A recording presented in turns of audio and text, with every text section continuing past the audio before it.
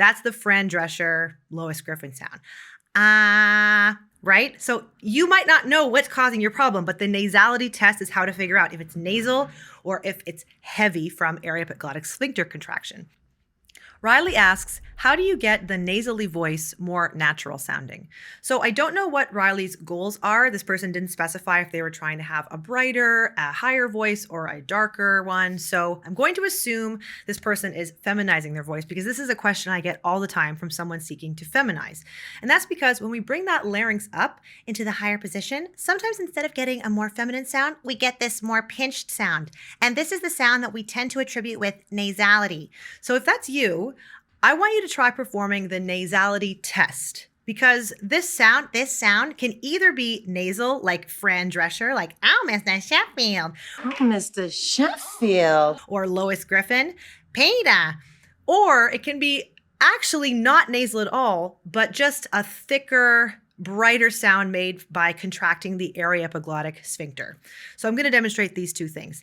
Nasal sounds happen when the soft palate, the part that's attached to your uvula, is low in the mouth, and so more air is passing through the nose. That's the Fran Drescher, Lois Griffin sound. Oh, Mr. Sheffield. And you can tell something is nasal because when you pinch your nose, the air is interrupted. So what I'm going to have you do is make your sound and then close your nose, open your nose, close your nose, open your nose.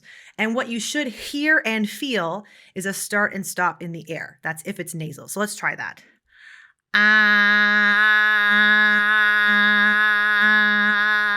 You can hear that, la, na, na, na, those beats. If that's the result you're getting, you're hearing those beats, then yes, the sound you're making is nasal. And the solution for that is actually to make more space in the mouth. So if you think about breathing in on an ah vowel as if you were gasping, like we're getting that big wide space in the back of the throat. And if you can hold that, then make your sound, ah, ah. That will give you a less nasal sound. If we have less space, as in there's more room for air to go through the nose, we get Now, if you're actually getting that sound from an aryepiglottic sphincter contraction, it's going to sound the same, but it won't give you the beats. So that's like this. Right? So you might not know what's causing your problem, but the nasality test is how to figure out if it's nasal or if it's heavy from aryepiglottic sphincter contraction.